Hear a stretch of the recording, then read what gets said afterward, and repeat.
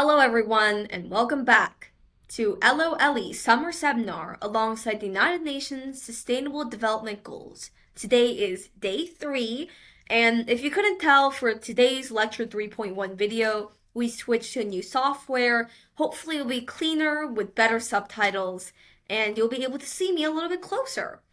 So, what we're going to talk about in today's Lecture 3.1 video are our 2 SDG goals for today, which is goal number 1 and goal number 2. Goal number 1 is no poverty, and goal number 2 is zero hunger. And if you couldn't tell, both of these are geared somewhat similarly. Now, the reason why no poverty was made the first goal was because poverty is a widespread problem in both developed and developing countries.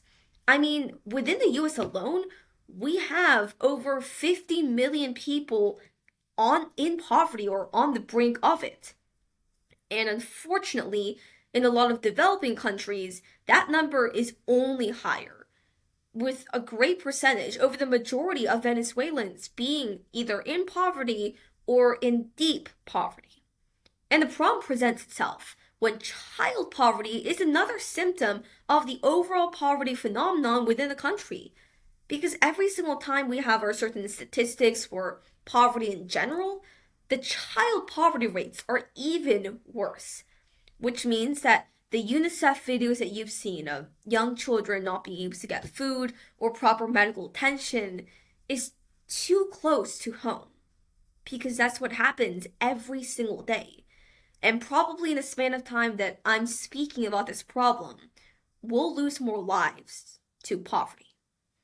And although some people think that poverty simply comes because the country is poor or because they're not well managed, those are definitely some causes of poverty, but they're not the whole story.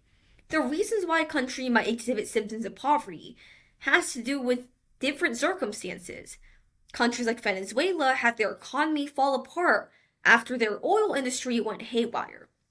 Countries like the United States has a pretty developed economy, especially compared to other countries, but we still have a relatively high poverty rate because so many people within our economy are suffering at the low welfare. And our socioeconomic gap is so wide that the rich people are only getting richer and the poor people are only getting poorer.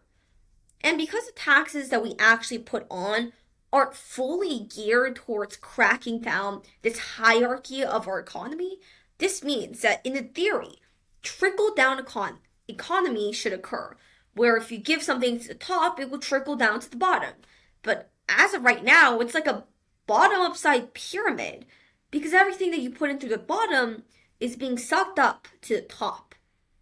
And unfortunately, this is why we have a lot of people in poverty, which leads on to the drug crisis, the opioid crisis, and even some police reform issues.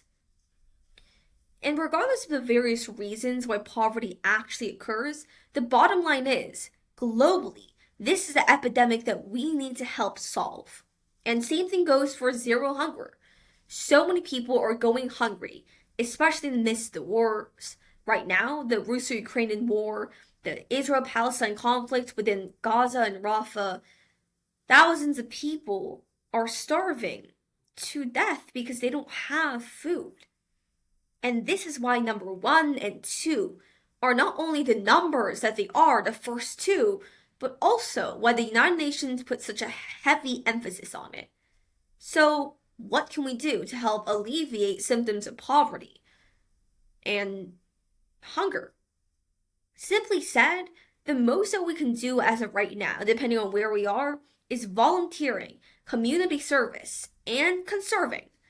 Because whereas it might not seem like a big deal that you're not wasting food yourself, I mean, it's just one piece of food in the trash, conserving our food is still a way to crack down on that hunger.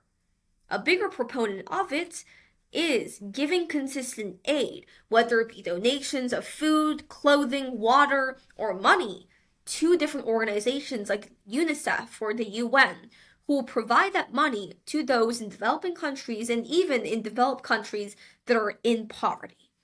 Another way that you can contribute is directly go to those regions with a different nonprofit organization and help those people in poverty. And it could be also just as simple as looking around you and helping out those who need help, making a community. The book that we're going to read in lecture 3.2 and 3.3, to spoil it just a little bit, is called The Stone Soup by John J. Muth. And the reason why we're going to read this book is to talk about why community is so essential when it comes to helping our whole society come together and crack down on big issues like poverty and hunger. So above all, thank you so much for joining us today for lecture 3.1.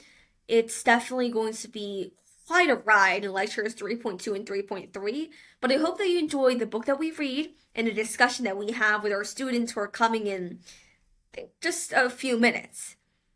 Thank you so much, and please go check out lectures 1, 2, and if you ever want to attend in person or online, we have our last session for our summer intensive this Friday. So you can join us then through the Zoom link that we provide as soon as the class starts on our website, EloEllie.com, or through coming in person to the La Cañada Community Center. You can find a direct address in hopefully some places around you. We put up some flyers, and also on my website, probably a little bit more convenient if you don't know where the flyers are.